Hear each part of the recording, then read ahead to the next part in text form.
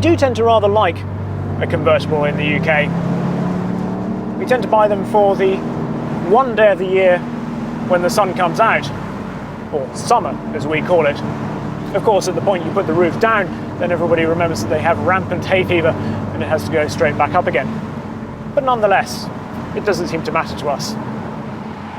Which brings us to this, the BMW 8 Series Convertible, on a conveniently sunny day.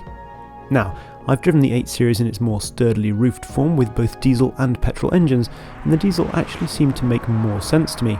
It costs significantly less, has as much torque as the petrol, handles just as well, and having driven one from Geneva to Buckinghamshire on a single tank of fuel, and with plenty to spare, it seems to better fit the car's remit of being a long striding GT. However, in the convertible, it definitely makes sense to have the petrol, because it sounds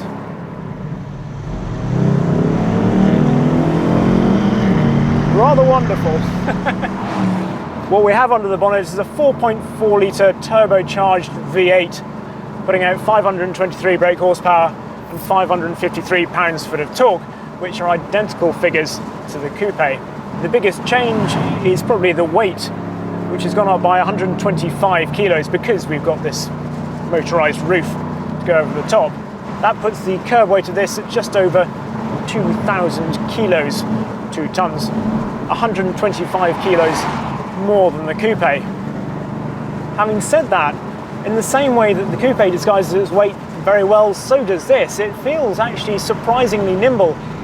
It's a big car, but from behind the wheel it doesn't feel that big. It feels pretty agile, thanks I think a lot due to that rear wheel steering that this car has, which, as we've seen on plenty of other cars, just disguises mass and bulk incredibly well. The biggest concern, of course, with a car like this, which you should be able to enjoy driving, is whether it's become all floppy with the removal of the roof. And it's obvious pretty much straight away, even with this car in its Sports Plus setting, that that's just not the case. They claim that, in fact, with the extra bracing in the rear bulkhead there, that this car is only 2% less stiff than the coupe. And it does fit it. It still rides extremely well, it's very comfortable, it deals with all the bumps incredibly effortlessly, just as you think it should really for a big car like this. It really is very impressive. That extra weight has hardly dulled the performance either, with 0 to 62 miles an hour taking just 3.9 seconds, a mere 0.2 seconds shy of the coupe. At 15 seconds, the roof takes a little longer to furl or unfurl, but it's still an impressive performance from the folding fabric. Really, you can't afford to put it in Sport or Sport Plus the whole time because the ride is excellent.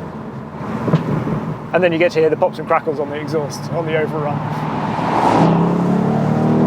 For a car that looks like a big cruiser, you come to the corners and actually it's really nicely balanced. It does encourage you to enjoy the driving, which is a lovely surprise. It's got that really nice balance that if you tip it into a corner, you can feel like it is definitely rear biased in the way it gets through a corner. It sits into its suspension nicely, but still feels accurate. It's very good. Something I don't think is quite so successful in this car is the interior. There's nothing wrong with it. It's just that for £107,000, or in the spec that this car is in, £120,000, it doesn't really feel like a massive leap on from, well, a well-spec'd 3 Series, to be honest. And for this sort of car, this car that has that feel-good attitude of the V8 and the roof down and the imposing looks, you want the interior to match up to that. For me, it doesn't. So where does this leave us with the 850i Convertible? Well, it leaves me a little befuddled, if I'm honest. I just find this car slightly confusing because it seems like a bit of an anachronism. From a company that produces cool, slick, up-to-date cars like the i8, this feels like a bit of a throwback. I can't work it out. There's a lot I like about it, but for £107,000, I just can't quite work out who's going to buy it. And that's the trouble. This is 911 Cabriolet or Maserati Grand Cabrio money. In fact, given that the spec of our car was £120,000, this is AMG GT Roadster, even i8 Roadster territory. All slightly different cars, I know.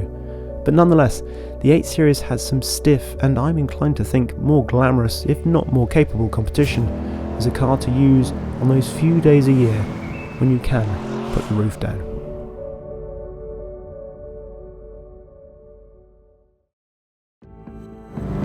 Probably made a proper mess of my hair though.